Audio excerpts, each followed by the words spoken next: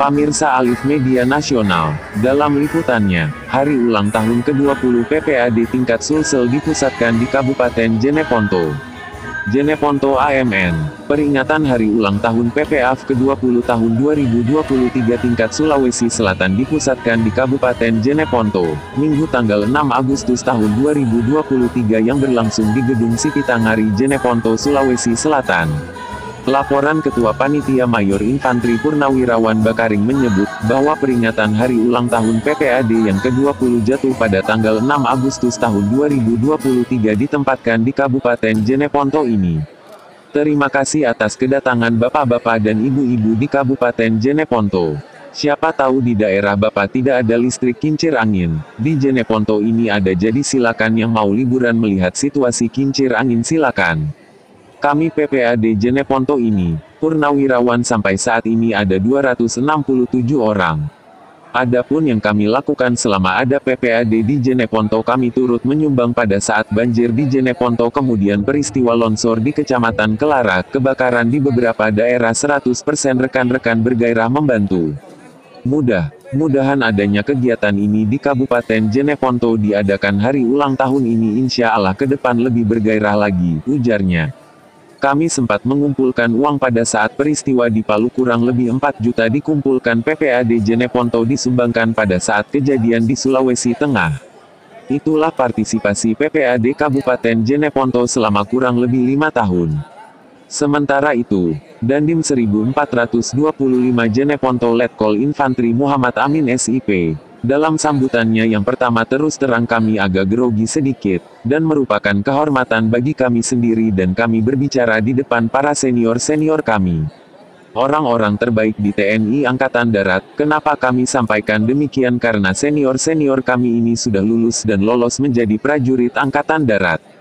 Walaupun sampai dengan saat ini yang merupakan inspirasi dan motivasi kami semboyan daripada PPAD bahwa pensiunan itu hanya nama administrasi, tapi pengabdian kepada bangsa dan negara tidak boleh berhenti.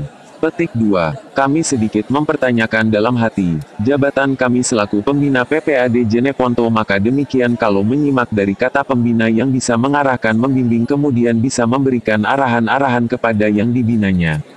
Sedangkan menurut kami tidak atau kurang layak kami membina senior-senior kami yang sudah lulus dan lolos menjadi prajurit TNI Angkatan Darat. Ucapnya disambut tepuk tangan meriah.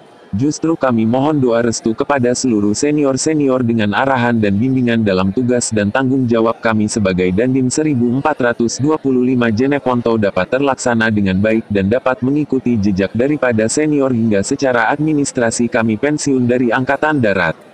Kami mengucapkan atas nama pribadi, seluruh anggota Kodim 1425 Jeneponto mengucapkan Dirgahayu PPAD yang ke-20. Semoga PPAD semakin sukses, semakin jaya dan selalu bersatu untuk menegakkan kedaulatan Negara Kesatuan Republik Indonesia. Di tempat yang sama, Letjen Purnawirawan Haji Andi Muhammad, SH, MH juga menyebutkan bahwa moto daripada PPAD adalah berjuang untuk bangsa dan negara ini luar biasa, itu motonya. Saya terus terang hadir di sini karena panggilan hati saya kepada PPAD ini. Pagi tadi jam 5 pas selesai salat subuh ada pesan WhatsApp masuk. Ada senior mengajak saya bergabung di acara, tapi saya bilang tidak mungkin dan saya batalkan. Saya sudah di Jeneponto untuk menghadiri acara hari ulang tahun PPAD yang ke-20. Saya di sini diberi kesempatan untuk memberikan sambutan. Saya ucapkan terima kasih, suatu kehormatan bagi saya. Ada beberapa yang perlu saya sampaikan. Pertama, menurut saya di zaman sekarang ini kita harus PPAD ini betul-betul harus solid, bukan hanya sekedar kata-kata saja, bukan hanya teriak-teriak saja, bukan hanya semangat saja. Kalau berbicara mengenai Republik Indonesia ini, mungkin Bapak Ibu sekalian tahu kondisi pada saat NKRI saat ini.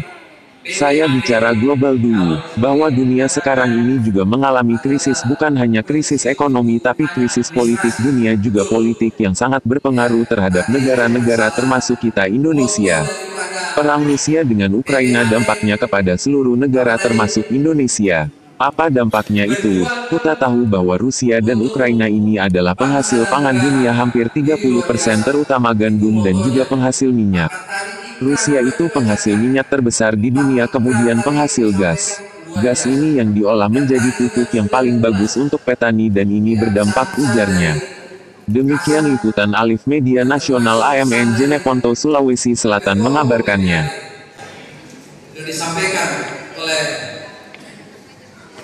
abang kita, Ketua PPAD Provinsi Sulawesi Selatan, dan ini semua ada di dalam lubuk hati kita semua.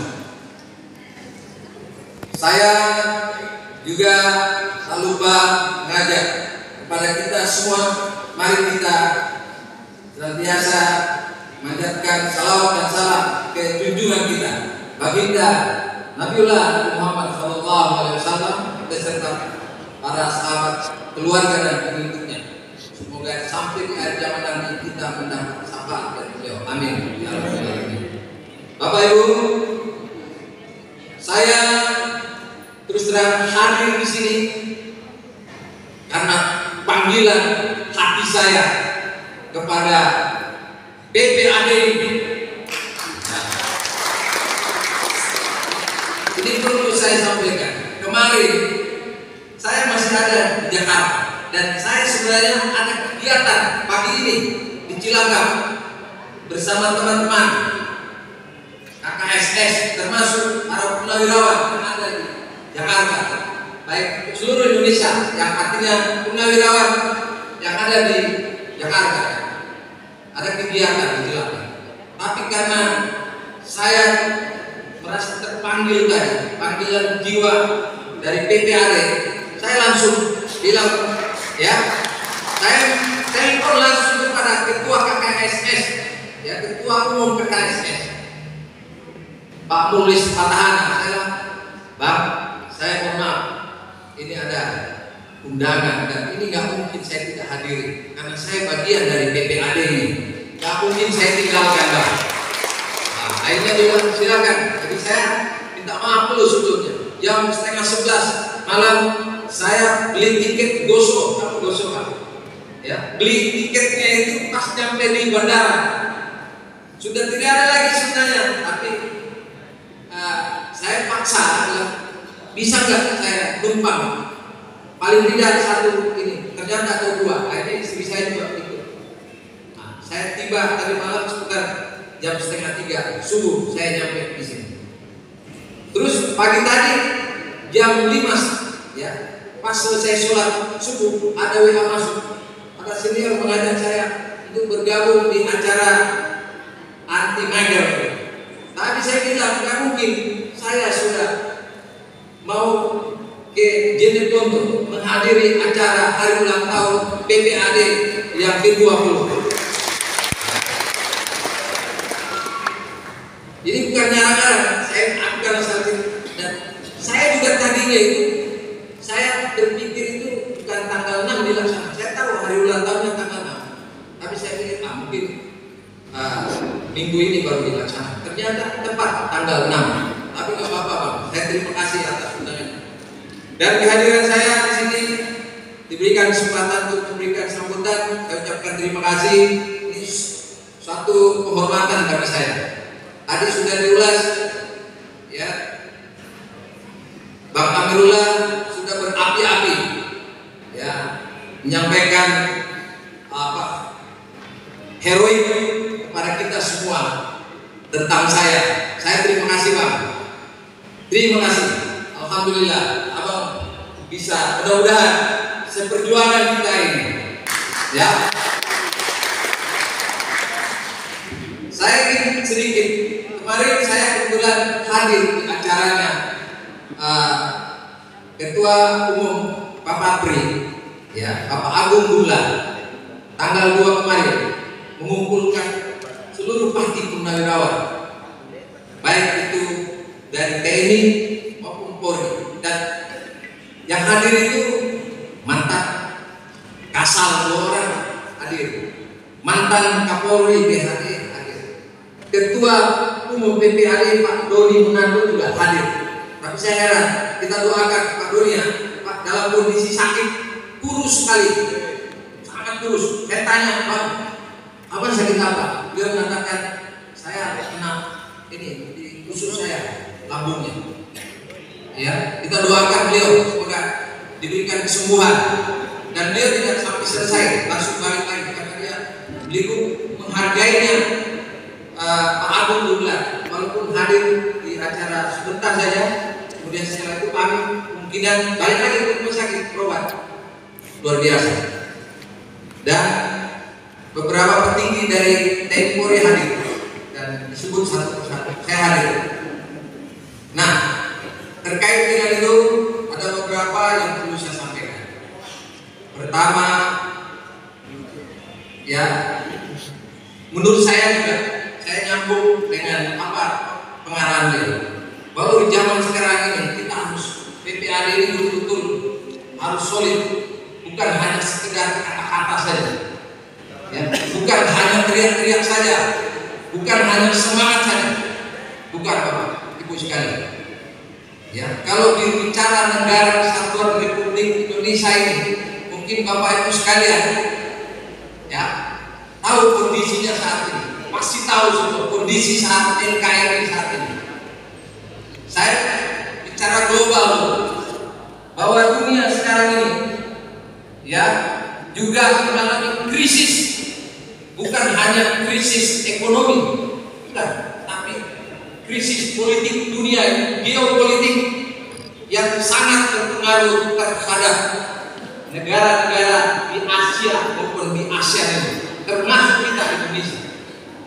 Ya, beberapa hari yang lalu Kepala BAIS membuat buku tentang perkembangan perang Rusia dengan Ukraina dan dampaknya, pengaruhnya kepada seluruh negara yang ada di dunia, termasuk Indonesia. Apa dampaknya? Banyak sekali dampaknya, Bapak-Ibu sekalian. Kita tahu bahwa Rusia dan Ukraina ini adalah penghasil pangan dunia hampir 30%, terutama gandum, dan juga penghasil minyak. Rusia itu penghasil minyak terbesar, 20% juga hampir dunia. Kemudian penghasil gas. Gas ini yang diolah untuk menjadi pupuk, ya, yang paling bagus itu gasnya di Soviet, karena Rusia ini yang diproduksi termasuk di Indonesia untuk kepentingan petani kita. Nah, ini berdampak, itu dikulas di situ. Bagaimana pengaruh geopolitik dan geostrategi terhadap Indonesia.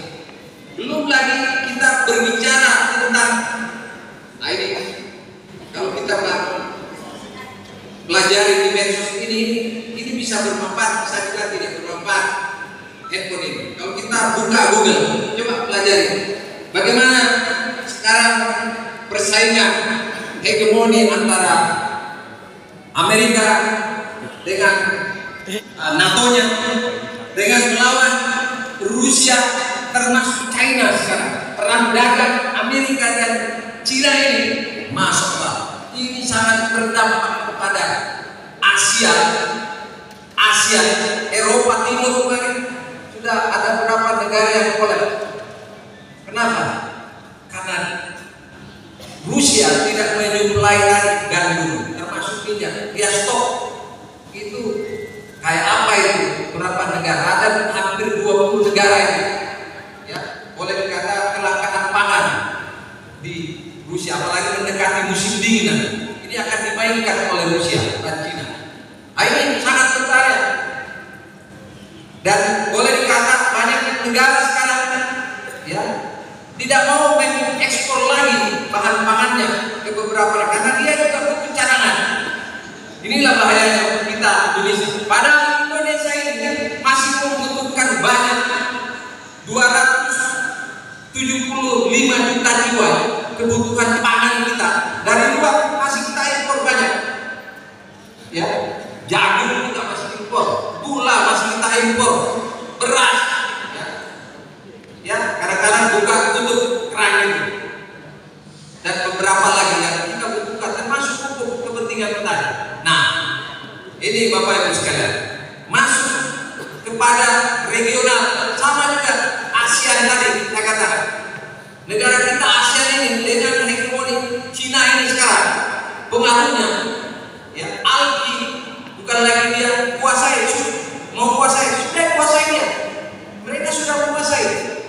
Pak, drone yang ditemukan baru-baru ini di beberapa limbah drone di algi 2 ini yang pernah ditemukan masyarakat dan dilaporkan ke Kodim, itu buatan mereka.